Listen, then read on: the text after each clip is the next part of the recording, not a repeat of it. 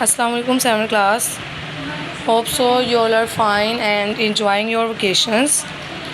You very well know today is your third day of summer vacation work. अब first of all आपने यहाँ से reading को understand करना है। ये मैंने मार्क किया हुआ है। वाइल्ड लाइफ हैबिटेट तक कल रीडिंग की थी और नेक्स्ट उससे आगे जो है हम आज रीडिंग करेंगे। अच्छा, हम पढ़ यहाँ पे ये रहे थे कि हम इंसान जो हैं वो तरक्की तो करते जा रहे हैं, लेकिन उस तरक्की की राह में हम ये भूल गए हैं कि हम अपनी जो एटमॉस्फेयर है, क्लाइमेट है, उसके अलावा ज़मीन है, पानी है, उसको कितना नुकसान पहुंचा रहे हैं। ठीक है, अब जैसे ही हम जो है वो दरख्त वगैरह काटते हैं तो उससे जंगली ज़िंदगी तो मुतासिर होती है, उससे इरोजन भी होती है।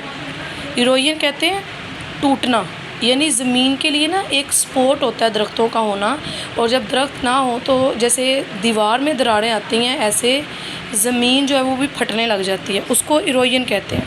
ठीक है, फिर सैलाब का ज़रिया भी बनते हैं।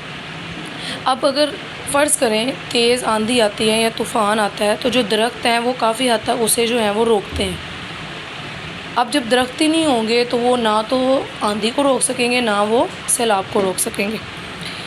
फिर उसके अलावा हमने जो है वो रिवर्स जो हैं उनको हमने डैम में कन्वर्ट कर दिया ताकि इलेक्ट्रिसिटी प्रोड्यूस करें। अब ये तरक्की तो हो गई, लेकिन उसका नुकसान क्या हो रहा है?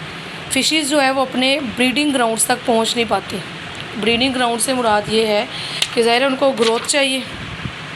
अब जब उनकी ग्रोथ नहीं होगी तो उस केस में क्या होगा? मछलियाँ मरने लग जाएंगी। ठीक है, अब हमने क्या किया है, जितने भी दरिया हैं उनका रास्ता बदल दिया।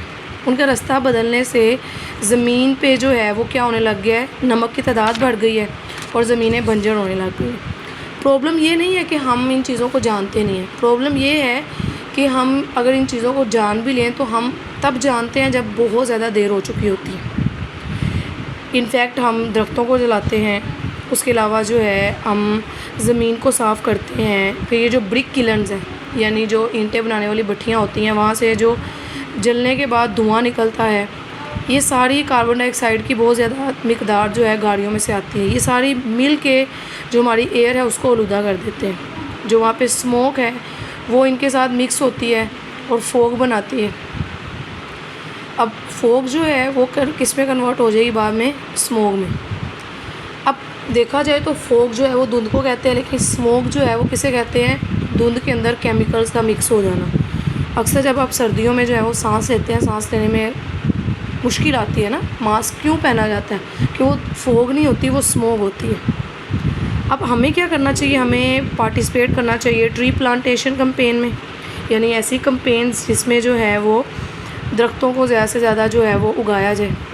फिर उनका हमें ग्रीन पाकिस्तान का जो विजन है उस पर इम्प्लीमेंट करना चाहिए। ग्रीन पाकिस्तान से क्या मुराद है? हरा भरा पाकिस्तान, दरख्त वगैरह हो, हरियाली हो, यानी हम इन चीज़ों को ना काटें।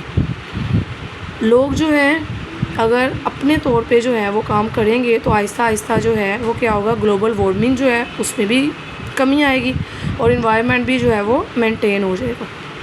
होप सो बेटा मैंने आपको जो है वो समराइज़ कर दिया और आप इसे रीड आउट करेंगे तो आपको समझ में आ जाएगा। यहाँ पे ये क्वेश्चन है कि name some natural disasters. Day 3 का क्वेश्चन है। तो नेचुरल डिज़ास्टर्स जो हैं, जो हमने डे 1 पे रीडिंग की थी उसमें लिखे हुए हैं फ्लड्स हैं, ड्रॉट है, ह्यूरिकेन्स हैं, टोर्नेडोज़ हैं। ये कुछ नेचुरल डिज़ास्टर्स हैं, आप इन्हें नोट डाउन कर लीजिएगा। ओके, टेक केयर, अल्लाह हाफिज़।